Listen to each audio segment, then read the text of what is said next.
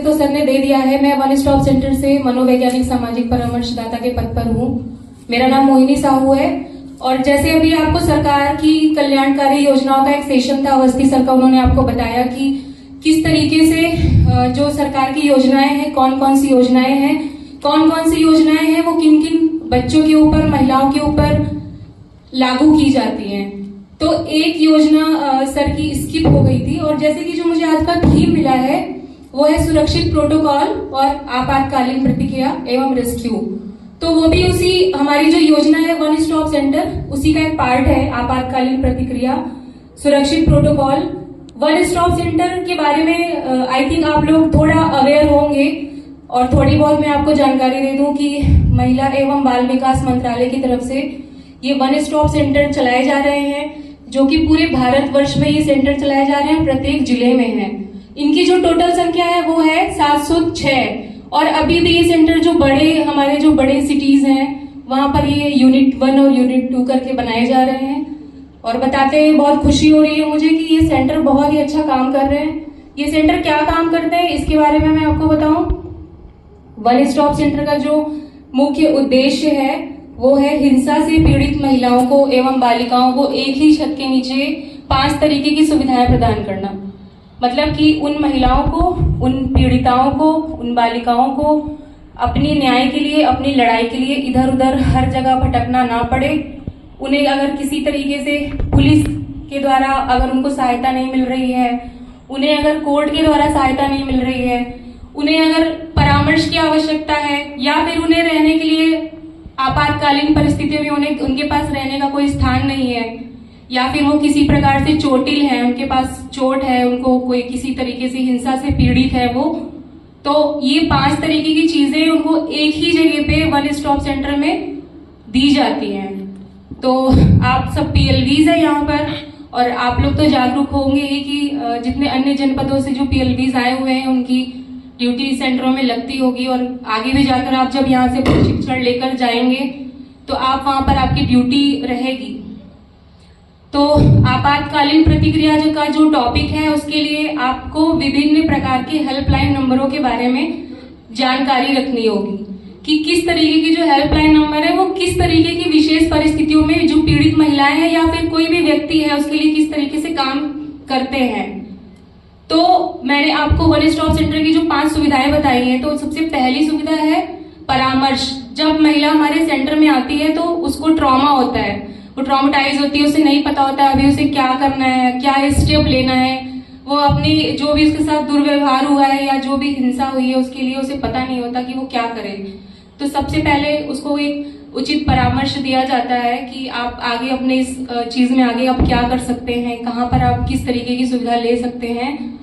जो उनको परामर्श दिया जाता है, उनके भय को खत्म किया जाता है, जो उनके मन में डर बैठा होता है कि नहीं अगर हम ये करेंगे तो हमारे घर में हमारे हस्बैंड या जो भी उनके साथ हिंसा कर रहे हैं कहीं ऐसा तो नहीं है कि उनके साथ कोई और भी ज्यादा दुर्घटना हो जाए या और भी ज्यादा उनको टॉर्चर किया जाने लगे। तो इस तरीके से सेंटर के द्वारा उन्हें जब परामर्श दिया जाता है तो परामर्श के बाद उनको एक उचित रास्ता दिखाया जाता है कि आप इस जगह पे ये स्टेप ले सकती हैं। तो ये जो पहली सुविधा है वो परामर्श की सुविधा मैंने आपको बताई। दूसरी है सेंटर की सुविधा है पुलिस सहायता। महिला जब आती है उसे डर लगता है, जब एक पीड़ित महिला होती है, जब हम थे और आप लोग भी कभी पहले रहे होंगे, जब आप लोग इतना एजुकेशन के पीछे जब आप लोग अपने स्कूल की एज में रहे होंगे या हम थे, तो ऐसा होता था कि अगर हमारे साथ कोई घटना हुई तो हम पुलिस को देखने से ही डर जाते थे। तो वो जो आज भी ग्रामीण क्षेत्र की जो महिलाएं हैं वो अभी भी पुलिस थाने जाने से डरती हैं। उन्हें लगता है कि हम पुलिस थाने जाएंगे तो लोग समाज हमें क्या कहेगा, हम अपनी बात नहीं रख पाएंगे। तो इस सेंटर में उनको पुलिस सहायता प्रदान की जाती है और उसको गोपनीय रखा जाता है। सेंटर में वो आती हैं, अगर उनको अपराधी के खिलाफ FIR दर्ज करवानी है या NCR दर्ज करवानी है तो वन स्टॉप सेंटर के द्वारा ही संबंधित थाना जो भी लगता है वहां पर उस महिला की NCR या FIR जो भी है वो दर्ज करवाई जाती है। तीसरी सुविधा क्या है, महिला को आपातकालीन विशेष परिस्थितियों में, जैसा कि आज का टॉपिक भी है सुरक्षित प्रतिक्रिया, आपातकालीन परिस्थितियों में महिला का रेस्क्यू, हमारे यहाँ पर आपातकालीन रेस्क्यू की भी सुविधा है। महिला को हम लोग ऑन द स्पॉट अगर उसके साथ कोई हिंसा होती है तो हम लोग वहां पर मौके पे जाके उसको रेस्क्यू करके लाते हैं, सेंटर में लाते हैं। उसका जो भी उस समय विषम परिस्थितियों में जो भी चीजें हम लोगों को लगती है कि नहीं अभी इस महिला के लिए ये चीज सही है, तो उस चीज को फॉलो करते हैं और महिला को न्याय दिलाने में उसकी सहायता करते हैं।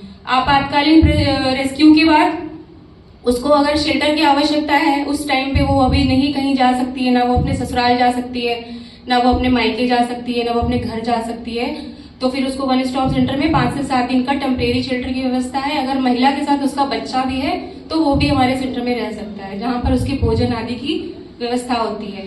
तीसरी सुविधा है जैसे आप लोगों का जो कार्यदायित्व, आप और हम सभी एक स्टेक होल्डर है, हितधारक है, हम लोग जनता के लिए, जनता के हित के लिए काम करते हैं। तो जो उनको विधिक सहायता दी जाती है वो हमारे यहाँ पे डीएलएसए के जिला विधिक सेवा प्राधिकरण से जो पीएलवीज होते हैं उनसे बात करते हैं हम लोग, और उस महिला को फ्री लीगल एड प्रोवाइड करवाते हैं। अगर उसको कोर्ट कचहरी मुकदमा ये सब उसको लड़ना है, महिला सबसे पहले पीछे कहाँ आ जाती है, क्योंकि वो आर्थिक रूप से सक्षम नहीं होती, उसके पास पैसे नहीं होते कि वो अपना मुकदमा लड़ सके। तो ये बहुत ही अच्छी चीज है कि उनको निःशुल्क अधिवक्ता के माध्यम से, डीएलएसए के माध्यम से उनको वकील प्रोवाइड करवाया जाता है। तो ये हमारी विधिक सहायता हो गई। मेडिकल सहायता, महिला अगर उस समय घरेलू हिंसा, बहुत सारे ऐसे क्राइम होते हैं जिनसे वो महिला पीड़ित होती है, तो उसको मेडिकल सहायता भी प्रदान की जाती है।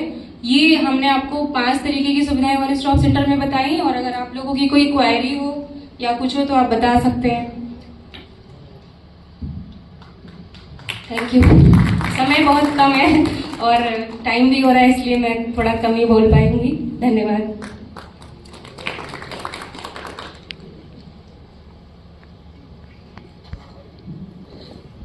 धन्यवाद मोदी जी।